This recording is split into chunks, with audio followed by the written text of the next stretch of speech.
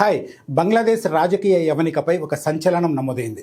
20 ఏళ్ల సుదీర్ఘ విరామం తర్వాత బంగ్లాదేశ్ నేషనలిస్ట్ పార్టీ బీఎన్పీ మళ్లీ అధికార పీఠాన్ని చేజిక్కించుకుంది. అనేక ఇబ్బందులు ఎదుర్కొని తారిక్ రహమాన్ తన పార్టీని విజయపథంలో నడిపించిన తీరు రాజకీయ విశ్లేషకులను ఆశ్చర్యానికి గురిచేస్తుంది. షేక్ హసీనా సుదీర్ఘ పాలనకు తెరపెడుతూ సంభవించిన ఈ మార్పు దక్షిణాసియా రాజకీయాల్లో అత్యంత కీలకం కానుంది.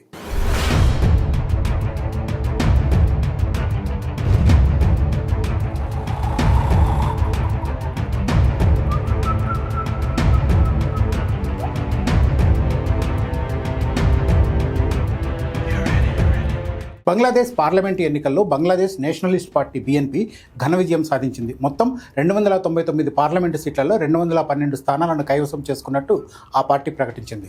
దీంతో తారిక్ రహమాన్ నేతృత్వంలో ప్రభుత్వం ఏర్పాటుకు రంగం సిద్ధమైంది. షేక్ హసీనా నేతృత్వంలోని అవామీ లీగ్పై నిషేధం ఉండడంతో ఆ పార్టీ పోటీ చేయలేకపోయింది.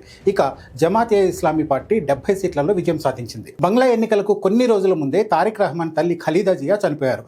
ఈ విజయాన్ని ఆమెకు అంకితం చేస్తున్నట్లు రెహమాన్ ప్రకటించారు. అయితే బీఎన్పీ విజయాన్ని అర్థం చేసుకోవాలంటే గత 2 దశాబ్దాల రాజకీయాలను పరిశీలించాలి.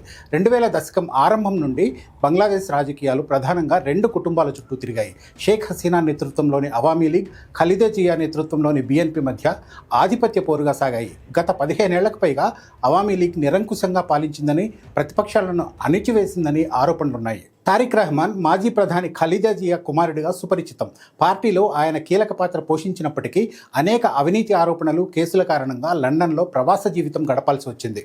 అయితే అక్కడి నుండే ఆయన సోషల్ మీడియా ద్వారా, వర్చువల్ సమావేశాల ద్వారా పార్టీ క్యాడర్ను ఉత్తేజపరుస్తూ వచ్చారు. ఇప్పుడు బంగ్లా ప్రజానాయకుడిగా అవతరించారు. ఈ ఎన్నికల్లో బీఎన్పీ సాధించిన విజయం కేవలం రాజకీయ వ్యూహం మాత్రమే కాదు, అది ప్రజల్లో పేరుకుపోయిన అసంతృప్తికి నిదర్శనం. పెరుగుతున్న ద్రవ్యోల్బణం, నిరుద్యోగం, అవామీ లీగ్ హయాంలో జరిగినట్లు చెప్పబడుతున్న మానవ హక్కుల ఉల్లంఘనలు ప్రజలను మార్పు వైపు నడిపించాయి. ముఖ్యంగా యువత ఈ ఎన్నికల్లో కీలక పాత్ర పోషించారు.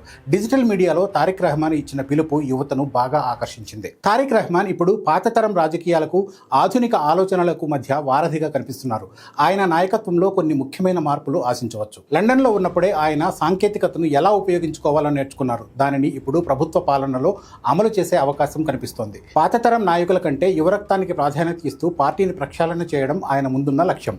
గత ప్రభుత్వ హయాంలో దెబ్బతిన్న ప్రజాస్వామ్య వ్యవస్థలను, న్యాయ వ్యవస్థను, ఎన్నికల కమిషన్ను పునర్నిర్మించాల్సిన భారీ బాధ్యత ఆయనపై కనిపిస్తోంది. అన్నిటికీ మించి బంగ్లాదేశ్ ఆర్థిక వ్యవస్థ ప్రస్తుతం క్లిష్ట స్థితిలో ఉంది. వస్త్ర పరిశ్రమపై ఎక్కువగా ఆధారపడే ఈ దేశం అంతర్జాతీయ మార్కెట్లో పోటీని ఎదుర్కోవాల్సి ఉంది. నిత్యావసర ధరలను తగ్గించడం తారిక్ రహమాన్ ముందున్న మొదటి సవాలు. రాజకీయ అస్థిరత వల్ల వెనక్కి వెళ్లిన పెట్టుబడిదారులను మళ్లీ ఆకర్షించాలి.